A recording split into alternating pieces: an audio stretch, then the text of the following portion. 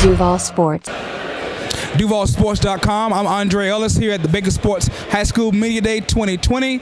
We're here with the head football coach of the Bolles Bulldogs, Coach Matt Toblin. Coach, 2020, this is a brand new year with lots of different obstacles that are going on. Just talk about how this year has been different from last year.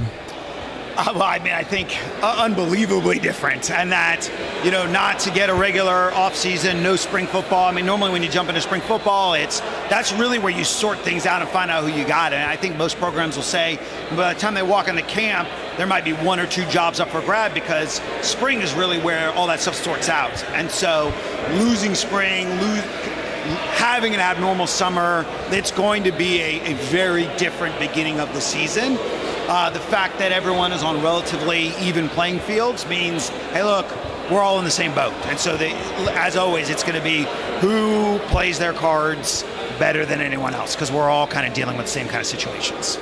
One of the advantages that you have is because you were one of the last teams to play in the area. Of course, you went to state last year. Just talk about last year and that great season and how that has fueled you all to go into this one.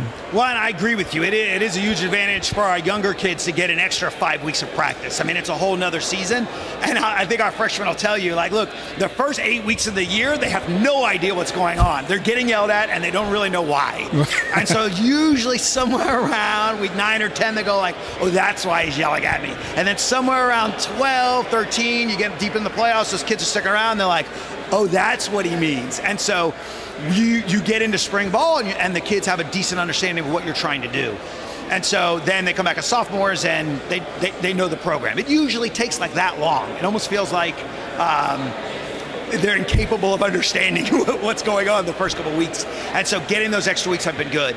Not having a spring ball has slowed that development a little bit, but we can definitely tell a difference those extra weeks have provided, because a lot of our sophomores are doing a really good job right now in the summer of understanding the package, their jobs, how to play football our way. And so those extra weeks of practice are a huge deal for us.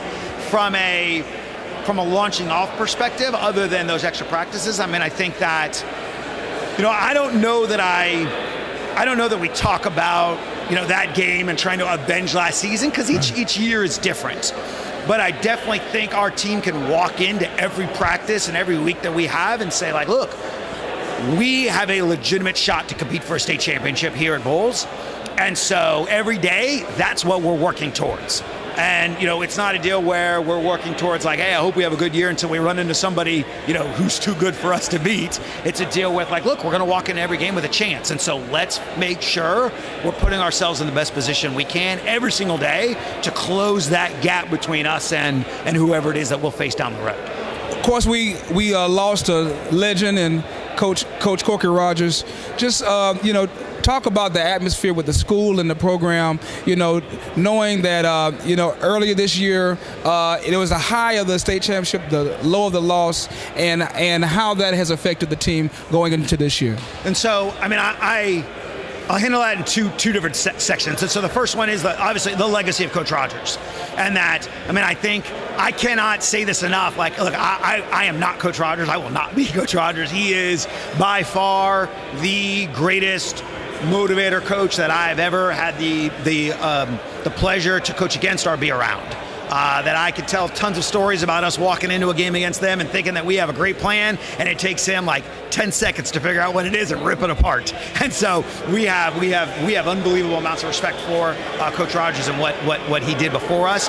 In terms and on top of that legacy, you know, every day when I walk into work, there's a monument for Coach Rogers and the number of wins and the number of state championships. And every day there's that reminder. And every day at practice, there's on that concession stand, there's a list of the state championships. Those reminders that, look, this is what it's about here.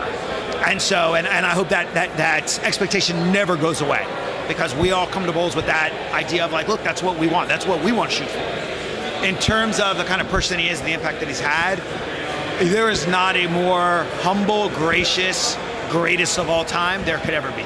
I mean, anytime you try to give him a compliment, he would deflect. Oh, I've had really good players, or I'm not that smart, or whatever it is. Even when I called him gracious, he said, well, I'm not that gracious. And so he is he is a standard that we should all look to try to emulate.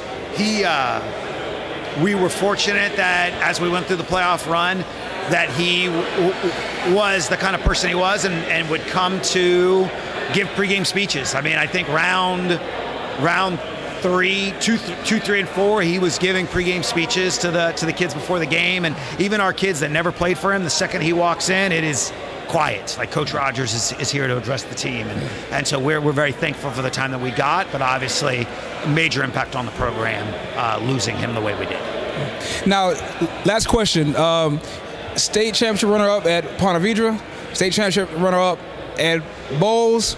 So you have set the standard, but I know you are the consummate winner. I know it's probably killing you. So how do you get over the hump, so to speak? And so, I mean, to finish, I was also the runner-up twice at Nice. Yeah, twice. Yeah, but we won it once. Right. It is possible. Yeah.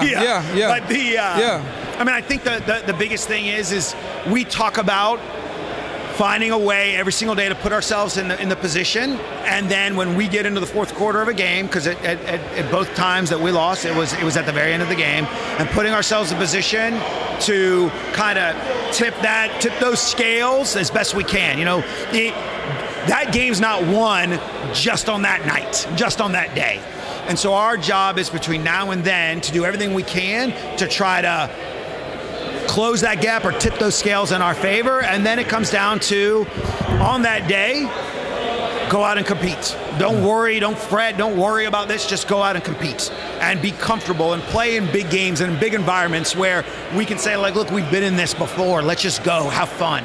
And I think that's probably the biggest thing. You don't want to have a season where you're so obsessed with that destination that's the only thing that matters. We want to make sure that we are enjoying the journey, that we are enjoying the process, we're enjoying our senior seasons, we're enjoying our last seasons together, and then when we get there, like, let's go and let the chips fall where they may. And that is the key to being successful in that moment.